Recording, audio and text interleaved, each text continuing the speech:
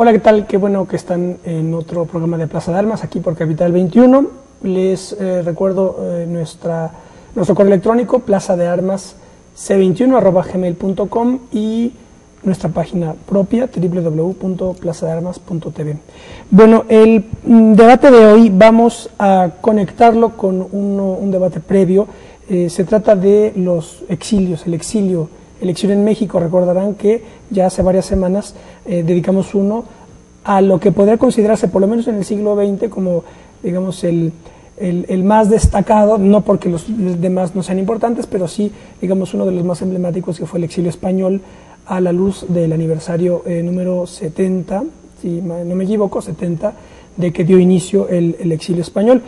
El día de hoy vamos a tratar, repito, sin dejar de desconocer las muchísimas vertientes internacionales que llegan a México como exiliados o como refugiados, ya explicaremos todo eso, pero en todo caso vamos a tratar hoy a lo que podría ser, por cuanto a la segunda mitad del siglo XX, el otro gran proceso migratorio y de exilio político, cargado de dramatismo, de hecho, que es el exilio latinoamericano, el exilio sudamericano, fundamentalmente el del Cono Sur, porque también, hablando ya de exilios, pues se entra en materia, porque hay exilio, por ejemplo, el exilio colombiano es muy singular, pero por lo menos el exilio chileno, argentino y uruguayo tienen particularidades muy determinadas, tanto temporales como políticas e ideológicas. Así que vamos a dedicarnos, pues, a conversar sobre este exilio latinoamericano, sin perjuicio de tratar también otras cuestiones.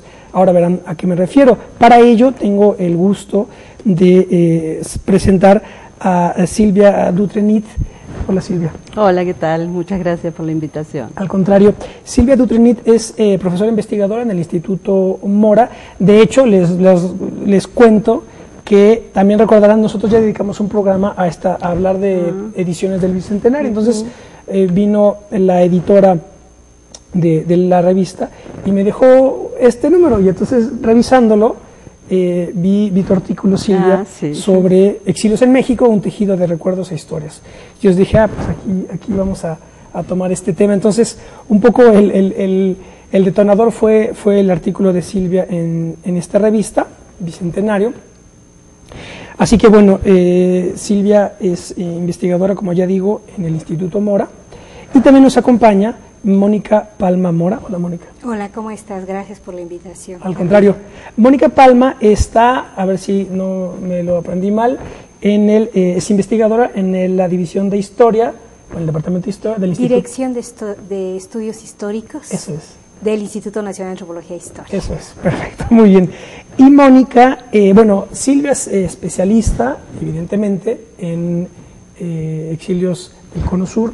Ella es uruguaya, pero nos explicaba ahora que ya su vida ha estado prácticamente en México y Uruguay, ¿verdad? Pero bueno, y Mónica tiene un libro también muy interesante, y aquí es donde abriremos el espectro, no nada más al exilio latinoamericano, que es De Tierras Extrañas, un estudio sobre la inmigración en México 1950-1990, que aquí tratas ya exilios generales en la segunda mitad del siglo XX, ¿verdad? Una visión como de conjunto general sobre esta migración política, aunque no sea quizás muy conveniente llamarla así, sobre el exilio latinoamericano en la segunda mitad del siglo XX. Esta foto, por ejemplo, ¿quiénes son? Porque pues mira, así, exactamente no sé decirte, está clasificada como retrato de grupo de extranjeros.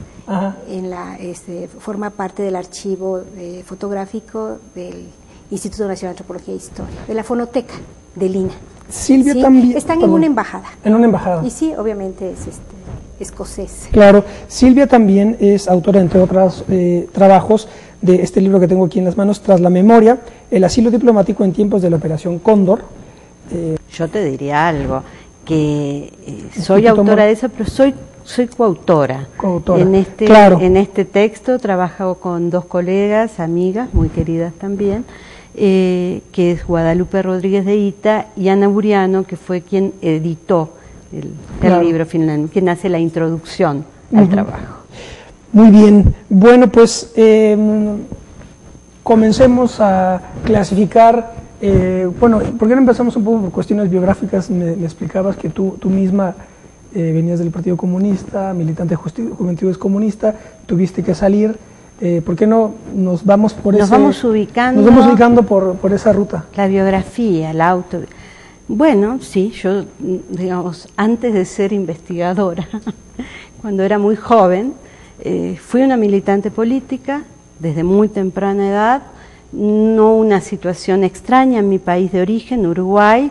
Los jóvenes secundarios teníamos, en grupos importantes, numerosos, una militancia gremial, en mi caso gremial y política, y bueno, y por mi propia militancia, mi familia salió toda al exilio, la de mi marido también, pero bueno, cada uno cargaba, como decía mi papá, con sus propias culpas, con muchas comillas. Entonces en el año 76, donde ya parte de mi familia estaba fuera y quien fue mi marido inmediatamente al año siguiente, nos reencontramos, salimos hacia Buenos Aires, una parte de la familia. Y bueno, haciéndolo rápidamente, porque esto me parece que puede llegar a aburrir un poco. No, para nada. ¿No? Bueno, nos fuimos a Buenos Aires, y nos fuimos a Buenos Aires como muchos perseguidos políticos de la región, y de Buenos Aires tuvimos que salir. No todo el mundo salió de Buenos Aires, porque pensar que todos los que llegamos como exiliados a Buenos Aires salimos no es cierto, pero sí, el golpe de Estado que tan anunciado en la Argentina, cargada de una historia de golpes militares durante el siglo XX, hizo que muchos tuviéramos que salir, porque la represión y la persecución que habíamos tenido en nuestros países se multiplicó en los países fronterizos, claro, por aquello de la Operación Cóndor, los servicios de inteligencia, bueno, en este pacto de coordinación represiva, hacía que todas las tierras vecinas fueran tierras de represión.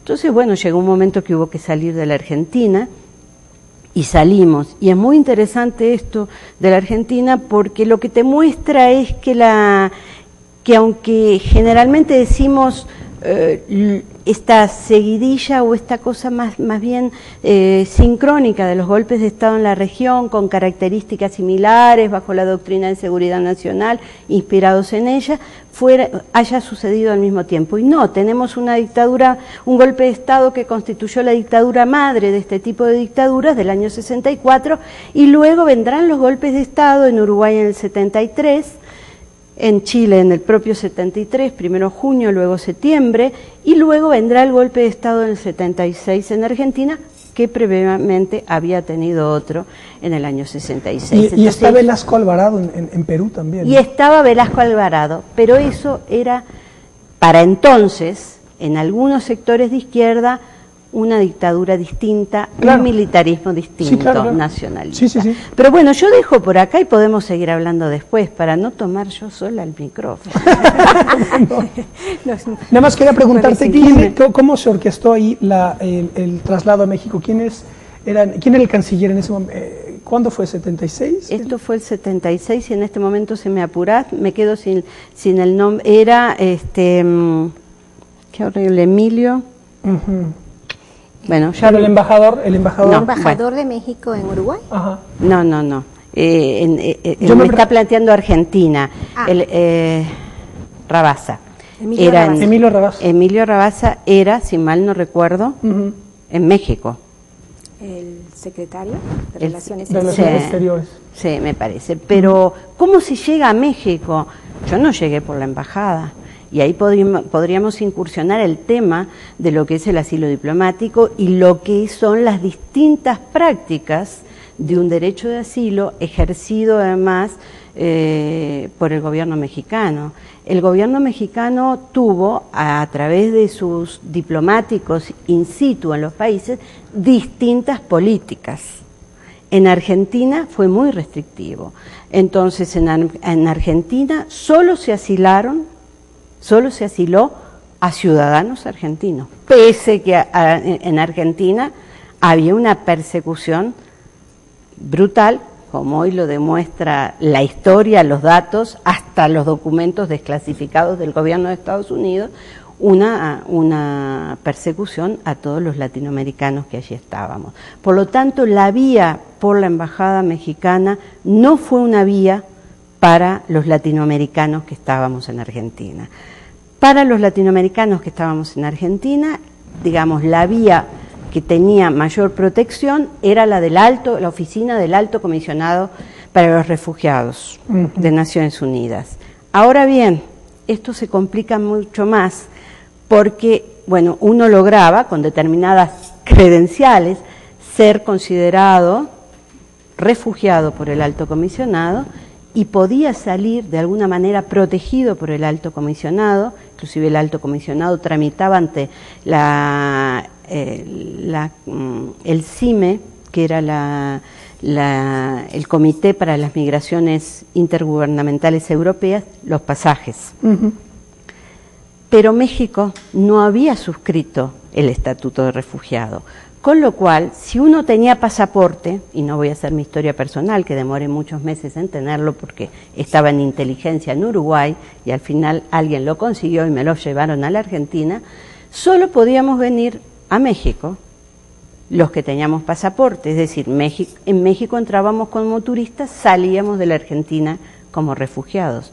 Pero como México no había firmado, aquí entrábamos como turistas y ya nos sujetábamos a las leyes migratorias mexicanas. Es decir, que si no conseguíamos inmediatamente la residencia, pasábamos a ser expulsados de México permanentemente. Pero el anuncio venía por telegramas en aquel entonces. En general recuerdo que los recibía como 15 días después de haber tenido que dejar territorio mexicano.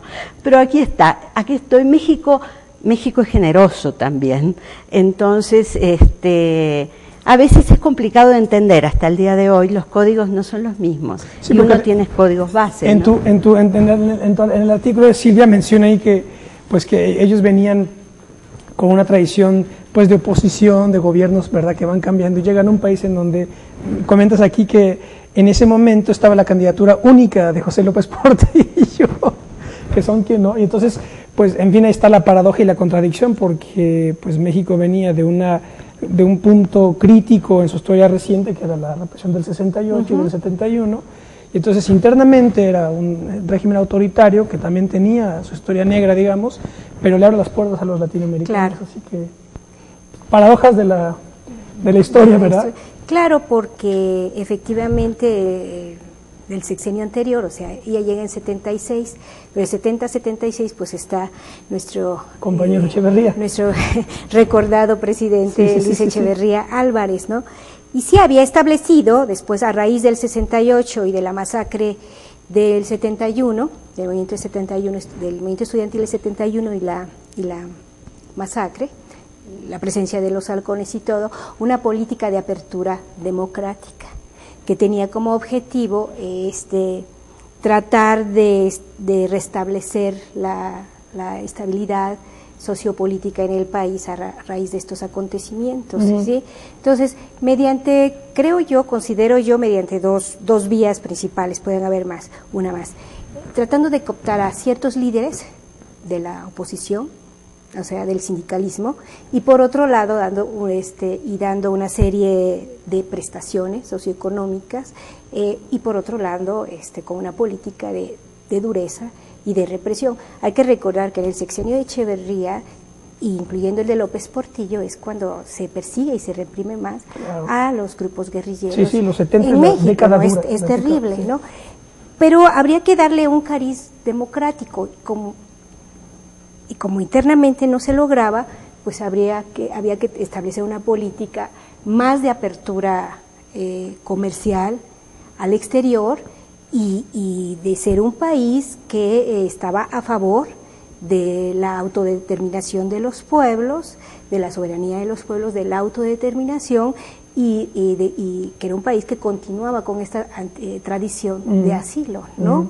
Que ya no era nueva, sino que ya venía desde principios de siglo, con la doctrina Carranza, la doctrina Estrada durante el gobierno de Carranza, y que después pues lleva muy bien a cabo el gobierno de Lázaro Cárdenas. Claro. Bueno, que también ahí hay un negrito, o hay varios negritos, pero en general, durante el gobierno de Lázaro Cárdenas, ¿cuáles? Hubo una buena bienvenida a todos aquellos perseguidos políticos que llegaban a México escapando del nazismo, del fascismo, y antes el refugio que se brinda a los republicanos españoles. El negrito en el arroz es que esa política de apertura, de bienvenida, de acogida, esa buena recepción que tuvo el gobierno de Cárdenas para los republicanos españoles y para otros grupos de perseguidos, Trotsky, alemanes, austriacos, sí, checos, polacos, italianos, ¿sí?, que fundamentalmente eran intelectuales, académicos, artistas o militantes. No fue para el caso, hay que decirlo, de los refugiados judíos, entre otras que venían de Austria, entre otros motivos, porque ellos estaban clasificados como apátridas, es decir, no tenían nacionalidad, habían sido arrancados de sus pasaportes, de su nacionalidad, y ese no fue el principal motivo, sino que esa era la característica con la que llegaba este grupo de refugiados judíos.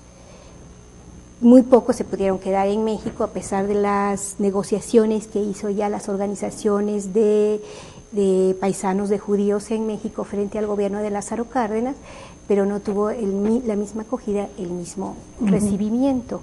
O sea, es un negrito en el arroz, como también durante el exilio latinoamericano de los 70 hubieron sus excepciones, ¿no? ¿Cómo cuál? Porque no era el mismo el trato que se dio, hasta donde tengo entendido, al exilio con los sureños, y mira que Silvia nos está diciendo también que tuvo sus matices, que tiene sus distintas tonalidades, por ejemplo, con los perseguidos que solicitaban asilo en la Embajada Mexicana en Colombia, en particular, ¿no? Yo recuerdo un caso que revisé en un expediente en el Archivo Histórico de la Secretaría de Relaciones Exteriores, en que los primeros colombianos que solicitan asilo a la Embajada Mexicana son una pareja de guerrilleros, pero que no... Esto es en... 70, 71, el gobierno de Luis Echeverría, precisamente. Bueno, acababa de iniciar, ¿sí? Entonces ellos solicitan asilo en la embajada, no tanto porque sobre ellos hubiera una, que sería otro tema a discutir, una orden de aprehensión de persecución, sino que eran perseguidos por sus propios compañeros por haber sido delatores. Eran miembros en Colombia, recuérdame el frente. ¿La FARC? El FAT. Las FARC. Ajá, de las FARC. Las FARC. Entonces el embajador, bueno, le concede asilo, pero inmediatamente que concede asilo a esta pareja, cierran la embajada, temiendo que nuevos casos de petición de asilo se fueran a presentar, ¿no? Y con la orden de detener a todo colombiano que se apersonara en las puertas de la embajada a solicitar asilo. Entonces influye mucho influye mucho las circunstancias políticas que se viven en un momento, sobre todo las relaciones que tengan políticos diplomáticos con cada país, también el volumen del exilio, de quién se trata, ¿no? Claro. Los que están solicitando asilo, ¿no? Bueno, son granitos, pues claro. Eso no demerita todo el contexto global, la tradición, claro, ¿no?, de la política de asilo. Vamos a hacer un breve corte y nos quedamos aquí. Vamos a hacer un corte y estamos de vuelta con ustedes en un minuto.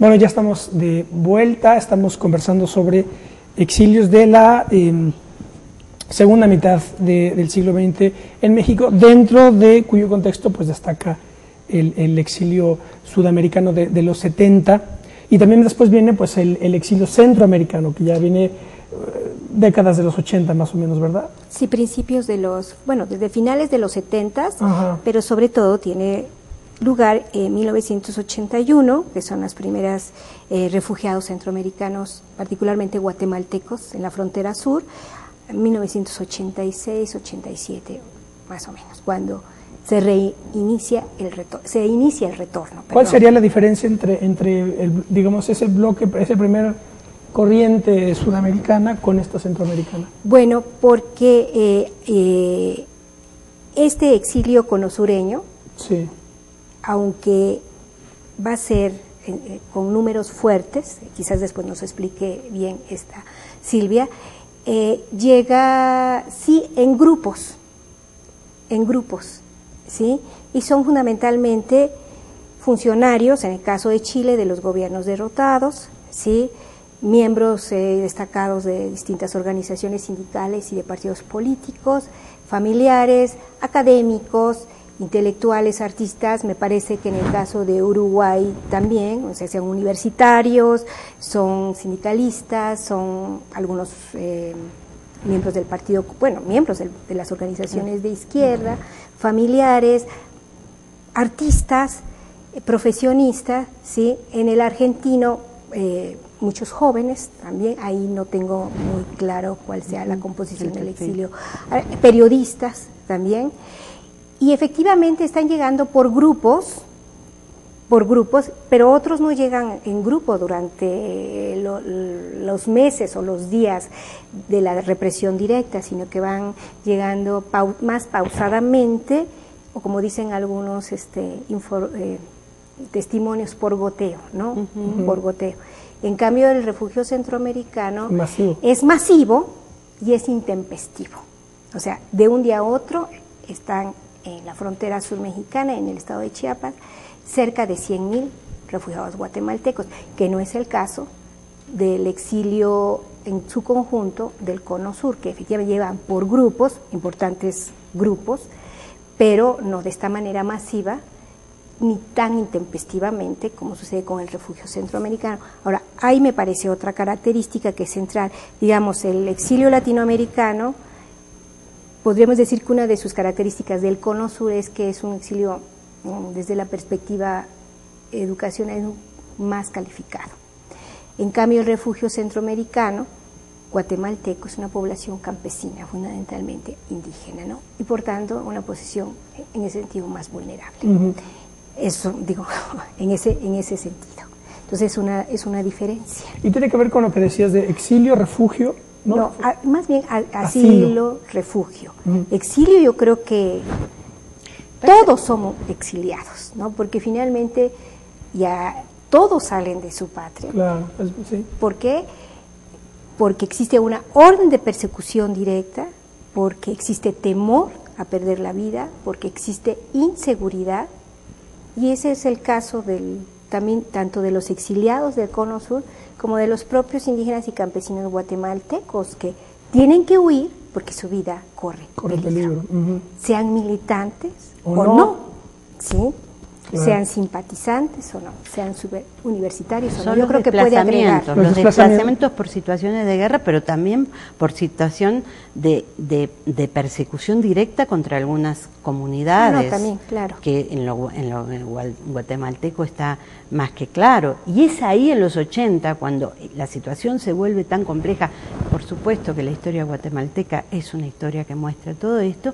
Es cuando México suscribe el estatuto, porque para México también, para la política de Estado mexicano era mucho más controlable mantener y defender de alguna manera el acuerdo interamericano de asilo, en donde uno a uno se iba sabiendo a quién se le otorgaba o no asilo. Entonces había un control de quienes entraban, porque hay dos tipos de asilo. Hay un asilo diplomático que es el que se otorga en las embajadas, en los lugares de la represión en concreto. Y hay otro asilo que es el territorial, que la gente llega hasta México y ahí solicita.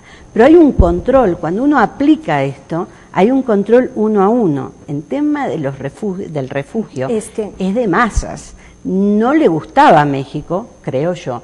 Y ahora ya dejamos mi historia personal y paso a Silvia, la investigadora, ¿no? que es donde me siento más cómoda, por lo menos en público. Es lo que más le preocupaba a México, es esa entrada indiscriminada, no saber a quién se le estaba dando. Pero en los 80 la situación centroamericana lo impone. Esto no quiere decir que no podamos identificar, ya no digo a mediados de la segunda mitad del siglo XX, sino durante todo el siglo XX, exiliados en concreto, personalidades políticas, intelectuales y demás de Centroamérica en México. Ah, no, por supuesto. México, si algo se ha destacado, es por brindar este asilo desde que la República es independiente, desde que el Estado es independiente, a principios del XIX de manera muy controlada, pero después fue de los estados que siempre ha suscrito los acuerdos de asilo y sobre todo en el siglo XX, pero siempre en esta cosa mucho más personal, identificada. Por eso tenemos figuras de latinoamericanos en México, es una tierra de asilo, sin duda, a lo largo del XX. Ahora bien, los asilos previos, que creo que tú, Mónica, lo decías, a la mitad del siglo XX, excepto el gran asilo a los republicanos españoles, fueron más bien de pocas personas. Eran los asilos, era el asilo a las élites latinoamericanas. ¿Qué pasa a partir de la segunda mitad del siglo XX? Es que el asilo se vuelve masivo. Ahora, cuando hablamos de asilo y exilio engloba, es una categoría, si se quiere, política, engloba todas las circunstancias. Cuando Mónica se refería que en el Cono Sur venían por grupos, esto está muy claramente establecido sobre aquellas poblaciones pequeñas o más grandes, grupos pequeños o más grandes, que venían como asilados diplomáticos. Aquellos a los que México había otorgado asilo en sus embajadas, habían vivido en sus embajadas hasta que los gobiernos militares otorgaban el salvoconducto para salir de las embajadas protegidos, ir a los aeropuertos, y salir a México. Entonces ahí llegan en grupos. Pero si uno piensa, el exilio hasta el día de hoy, cuantificar el exilio es muy difícil, y ahora por dos o tres cositas lo voy a decir.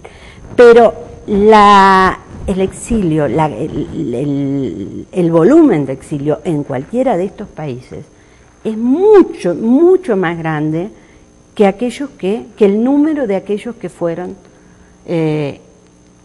concedidos como asilos diplomáticos en las embajadas in situ. Me refiero, en Chile, que fue el lugar en el Cono Sur donde se otorgaron más asilos, que se calcula 1000, pero con las familias 2000, pero de asilados 1000, las cifras varían, no hay una cuantificación exacta, para esto no hay una cuantificación exacta, pero se puede llegar a localizar esto. Bueno, fue el lugar donde más, entonces venían los aviones cargados de los asilados. México, en el primer momento del golpe de Estado, estando todavía Corvalá, aunque ya el presidente lo había mandado retirar por el peligro que significaba, mandó aviones especiales para recoger a los asilados de la embajada. Era muy fácil de identificar, no solo por la cuantificación una vez que llegaban que eran asilados, sino porque venían los aviones exclusivamente con los asilados. Cuando Mónica se refería a que hay graditos negros, hay que decir también que esto se debe a los intereses, como Mónica decía, de los gobiernos del momento, de turno, a las relaciones que esos gobiernos, a las relaciones bilaterales, y también, diría yo, al interés del gobierno, en este caso mexicano, de legitimarse internacionalmente. Entonces, y a otras cosas que son más personales. La política de solidaridad abierta de los militantes y funcionarios del gobierno de Allende en el 73 perseguidos por el golpe, la política de México es excepcional respecto a otros casos de América Latina. Y ahí cuenta también la relación personal de Echeverría con el presidente Allende. Entonces, primero, la valentía del embajador que salió a buscar a los perseguidos y corrió y puso en peligro su vida en esas circunstancias para tratar de traer a la embajada, no solo los que llegaban, sino de tratar de traer a la embajada a a los perseguidos. Es el caso de la propia esposa de viuda de Allende, el caso de Isabel la hija, de la otra hija, de los nietos, etcétera, y de otra gente más. El caso que no llegó de el intento de traer a Pablo Neruda en los últimos momentos de su vida. Pero entonces está esa actitud del gobierno que busca dar protección a la mayor cantidad de gente. Está también el enviar aviones especiales para traerlo. Eso no se dio en los otros casos. No. En los otros casos venían en aviones de línea. Sí. Vamos a entendernos. Y también hay que recordar que México rompió relaciones con la dictadura de Pinochet. Y no lo hizo con nada. ¿Cuál es el símil? Es con el franquismo. ¿Sí? Con la España de Franco, no hay otro. Es decir, hay actitudes. En el caso argentino, la embajada no solo en Chile se asiló a gente que no fuera chilena también. Es decir, se hizo flexible un instrumento de asilo que viene de la Convención del 54, que no es claro tampoco, en donde dice que uno está perseguido en su propio lugar, pero... Sí. No es claro el instrumento, pero en todo caso se amplió porque se consideró, y ahí sí importa el embajador en el lugar de los hechos, que la represión requería, ¿sí?, dar protección a esa gente, fuera chilena o no. Captó la necesidad del momento. Por eso los instrumentos deben, y con esto hago un gran paréntesis, irse adecuando a la propia dialéctica. Exacto. En Argentina, lugar que yo diría fue la trampa para los miles de perseguidos políticos de la región que estaban en Argentina, fue la gran trampa, porque cuando empezó a operar Cóndor y la gente empezó a advertir que había una persecución que iba más allá de los servicios de inteligencia argentinos, porque eso se empezó a percibir, se sabía que estaban los militares, los policías, digamos, los aparatos de seguridad de otros países ahí.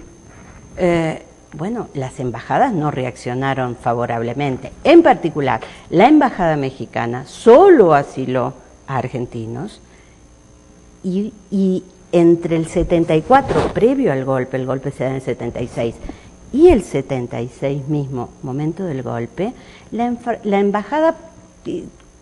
se puede lograr seguir una suma, un conteo de asilados que no va más allá de 60 entre el 74, previo al golpe, y el 76, ¿sí?, de los cuales 28 pertenecen a una familia. Quiere decir que, dadas aquellas condiciones, el asilo diplomático que otorgó México fue muy reducido. Selectivo. Muy selectivo. Y entonces nosotros podemos pensar, ¿exiliados argentinos eran tan pocos en México? Por supuesto que no. Entonces, ¿cómo cuantificar? Entonces ahí sí, la llegada a México fue de goteo, fue por familias, por parejas individuales. ¿Y cómo cuantificar eso? ¿Cómo identificar a esa cantidad? El exilio va más allá de los que vienen de las embajadas. Y ya para terminar y mostrar también las distintas diferencias, en Uruguay la embajada dio asilo a casi 400 personas.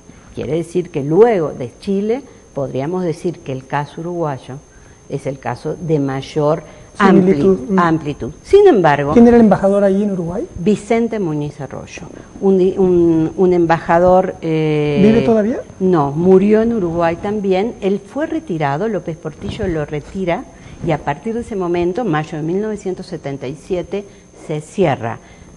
En la jerga, digamos, de la política militante uruguaya, se cierra la embajada. Es decir, se empiezan a dar apenas unos cuantos asilos, unos pocos, y yo diría, se termina esto en el año 79, la dictadura concluye en el 85, y esos asilados, paulatinamente, pocos, se les empieza a exigir que sí se les da el asilo, pero se les exige que no residan en México y que se consiga un tercer país en donde residen. Quiere decir que muchos de ellos pisan territorio mexicano y salen inmediatamente al exterior, en general a Europa. Entonces ahí vemos las diferencias y eso tiene que ver, ¿por qué quitan a Vicente Muñiz Arroyo en el comienzo del gobierno de López Portillo? Bueno, habría que, si uno piensa en la reacción contraria que tiene la embajada respecto al asilo, es un hilo una punta de investigación a hacer, ¿no? Pero bueno, se va mostrando cómo no todo es parejo y no todo es igual. No. Y por otro lado, hablar de exilio es hablar mucho más allá de que hablar de asilo. O de refugio, efectivamente, claro. Que asilo, refugio, son más bien conceptos más de índole jurídico, legal, claro, que político, que emocional, que eso es otra, exilio es otra connotación. Pero yo sí quería precisar que efectivamente tiene razón Silvia, ha habido granitos en el arroz, o sea, no ha sido una política siempre igual en esta larga tradición de asilo mexicano, y sí que efectivamente en la primera mitad del siglo XX eran grupos muy reducidos de centroamericanos y caribeños los que llegaban a México como asilados, o sea, porque habían solicitado el asilo en una embajada, era asilo diplomático.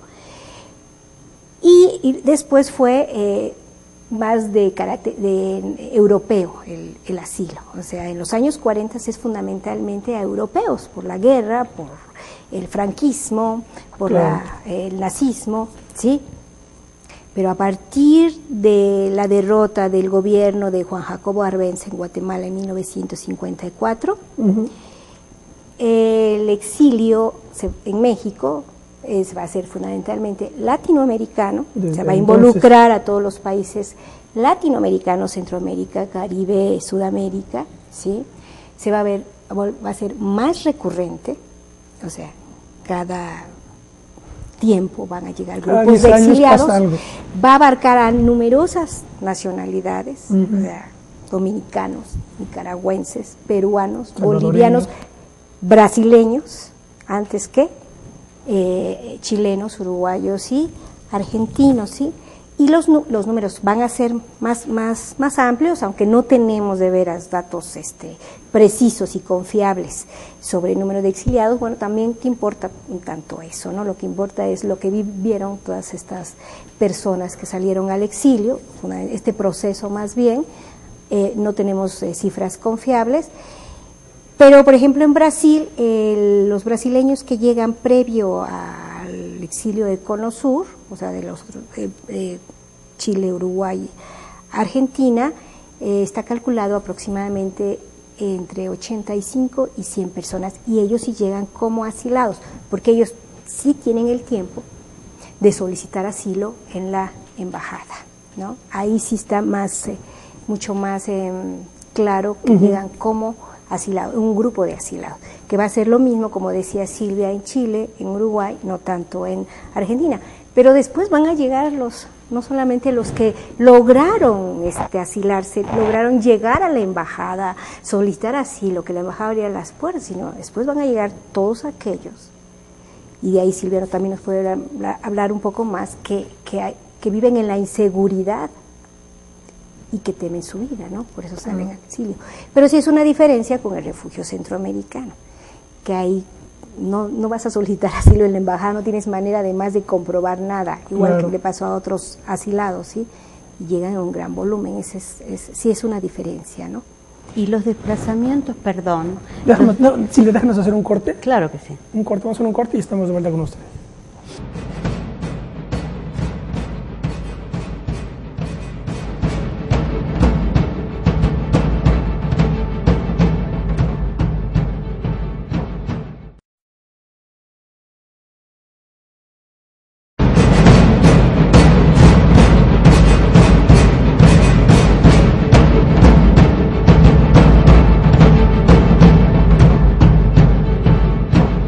Bueno, ya estamos de vuelta, estamos conversando con Mónica Palme, con Silvia Dutrenit sobre los exilios latinoamericanos, sobre las múltiples aristas que tienen y sobre los granos negros, ¿cómo se dice? Los arrocitos negros en el arroz. Los arrocitos negros. En el arroz, ¿verdad? También de las contradicciones propias de las políticas, ¿verdad? Del Estado mexicano, claro, relativo a esto. Pero tú querías apuntarle algo sobre... Mira, porque Mónica hablaba un poco de las rutas, ¿no? A partir de que lo que se puede determinar en volumen siempre son los asilos, lo que se tiene identificado totalmente como los perseguidos, que el Estado que da asilo identifica y los tiene así anotados en sus registros migratorios, pero no los exiliados. Y ese es el tema de las rutas. Cuando pensamos en los centroamericanos, más allá de que las circunstancias políticas de la región son distintas, las confrontaciones, las guerras y las poblaciones arrasadas, en fin, que lleva a estas salidas masivas, que es la problemática de los desplazados en distintas partes del mundo, sin empezar a hablar de ellos en este momento. Hay que saber también que lo primero que el perseguido trata de hacer cuando toma la decisión que no gusta, pero finalmente es una toma de decisión de salir, para proteger la vida. A veces no es solo para proteger la vida, a veces es una decisión de las organizaciones políticas de sacar a alguna gente. Más allá de proteger la vida, es la reorganización de la organización fuera de fronteras. Pero lo primero que se busca son los países fronterizos. Claro. Entonces, y los países fronterizos, si no hay grandes divisiones geográficas y demás, es mucho más fácil de salir. Entonces, no es extraño que los centroamericanos, si uno pensara inclusive a la salida de gente muy identificada, puede camuflarse, puede encontrar alguna salida y llegar atravesando fronteras. Okay. Y eso pasó en Cono Sur, en la región sudamericana. Perdón, Mónica. Sí, no, perdón. Bueno, esto habría que precisarlo. Este refugio masivo intempestivo, si quiero precisarlo, es en el caso guatemalteco. Pero no solamente los guatemaltecos son centroamericanos, claro. También pasaron por México muchísimos, miles de salvadoreños.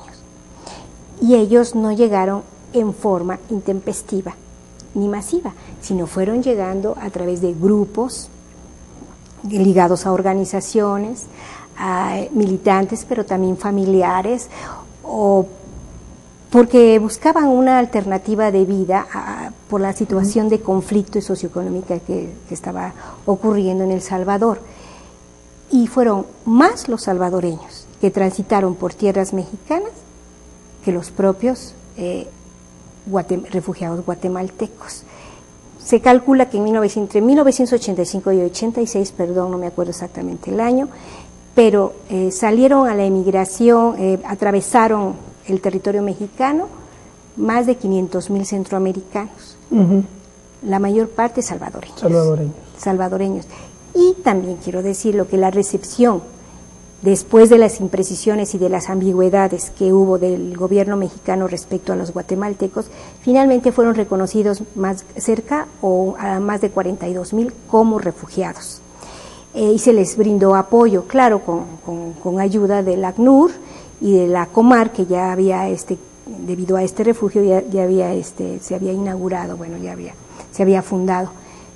No fue el mismo caso que se le da a los salvadoreños, ¿sí? Hay muy pocos fueron reconocidos como refugiados, la mayoría vivió en la clandestinidad o sin documentos, siempre con la amenaza de ser deportados, y tratando de mimetizarse con la sociedad, con la población mexicana. Compartimos muchos rasgos culturales y físicos con esta población, y tratando de irse a Estados Unidos, en donde sí había la característica ya de refugio, ¿no? Y muchos sí fueron considerados como refugiados. Entonces, no es lo mismo. Igual a los guatemaltecos se reconoció como a más de 42,000, pero hubo casi un número igual que no fue reconocido como refugiado. Por lo tanto, no tuvo el mismo beneficio de la organización del gobierno mexicano que se les dio a estos refugiados, que en 83 son trasladados a varios campamentos en Campeche y en Quintana Roo. Sí quisiera también hacer esa precisión. Y también diría yo que en los 70, a mediados de los 70 y más avanzados, ya en la segunda quinquenio de los 70, están los nicaragüenses, previo al triunfo de la revolución, inclusive niños, casi niños diría yo, asilados en la embajada mexicana. Pero hablando de las distintas formas y hablando, yo mencionaba hace un momentito, la salida del exilio en general es tratar de salir, zafarse, salvarse de la represión, pero mencionaba, también hay, en algunos casos, hay una orden, una estrategia de las organizaciones políticas, es decir, tratar de reorganizarse en el exterior para continuar la lucha, tanto de apoyo desde el exterior a la militancia interna, a los grupos clandestinos en general, cuanto de reorganizarse para entrar directamente. Entonces sí hay muchos casos. Pero esto me lleva a un tema que creo que es interesante, me parece a mí como investigadora, y es que el exilio es la protección, pero es a la vez una forma de continuar en la lucha, una forma de continuar en la política.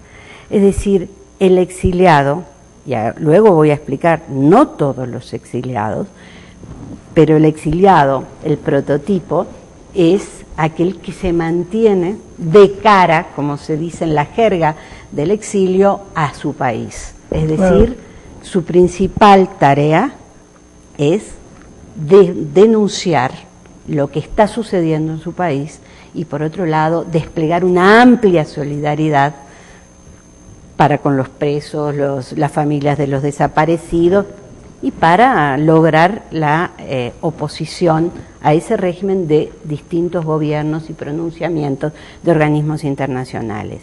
No obstante lo cual,